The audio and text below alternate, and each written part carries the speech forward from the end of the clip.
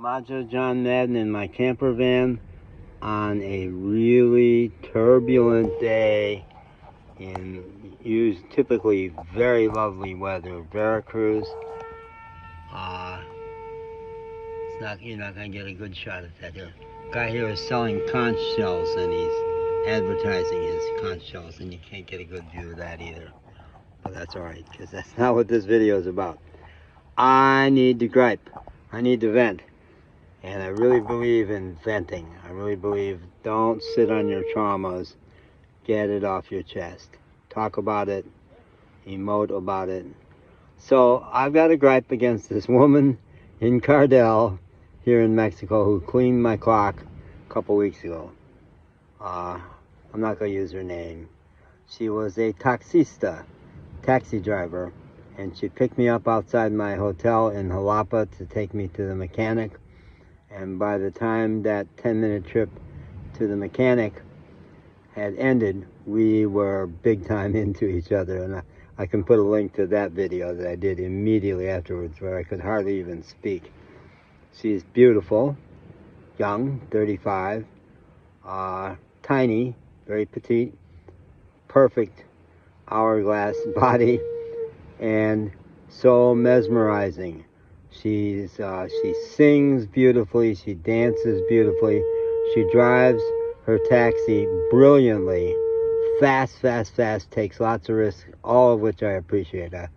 My typical comment was, that was very well done, because she's a great driver. And so we were into each other and proceeded to get further into each other, not in some ways, for the next week or so, wild week, where I spent hours riding in the taxi with her, getting to know her. And then I ended up spending 2 nights at her apartment, not sleeping with her, no.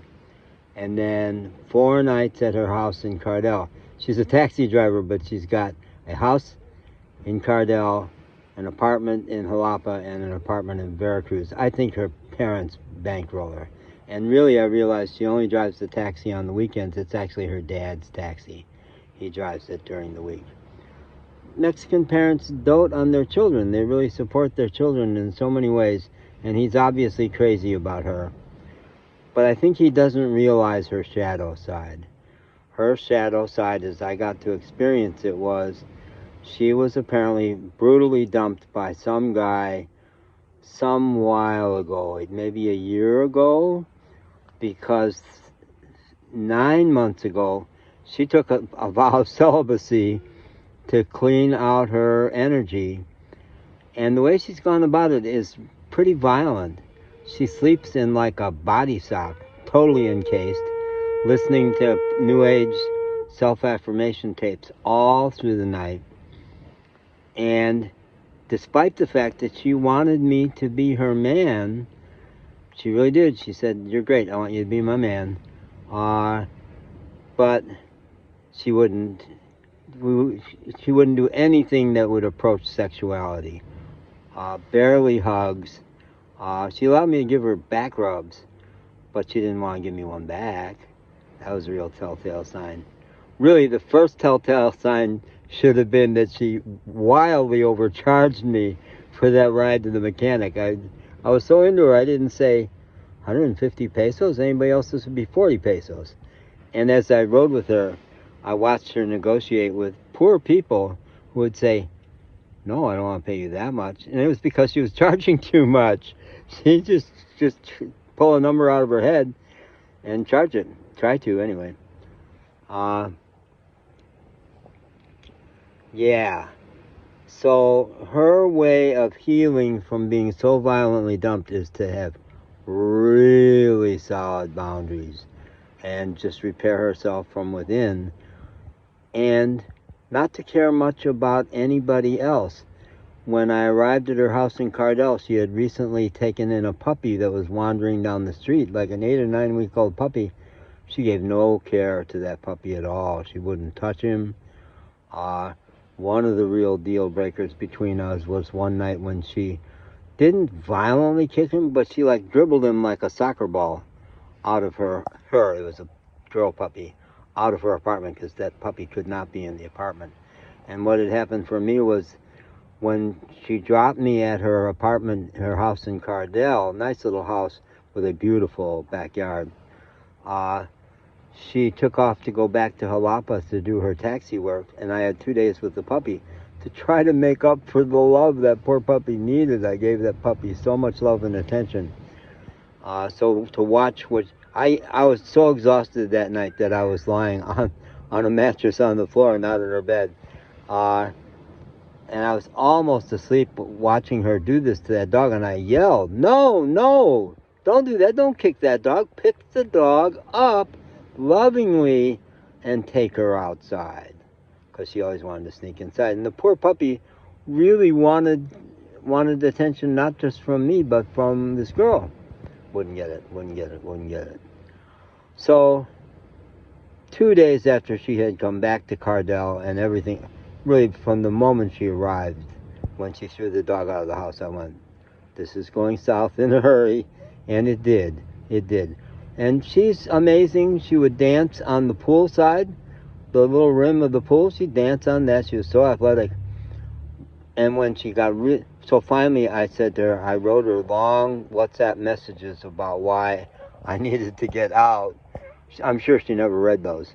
But then I tried to explain it to her the next day. And after listening to me for about a minute, she said, okay, fine, good, no problem. And I made a video for a friend afterwards where I said, Madden, you heartbreaker. She just broke that poor girl's heart. And really she went to, fuck him. Okay, he's out. She had not been into developing a relationship with me. She didn't want to hear about me or my life, wouldn't read any long WhatsApp messages, and wasn't into telling me about her life either. She was going to put me in place, and maybe after 3 months we would be, she dangled the carrot that after 3 months we would be lovers, but I doubt it.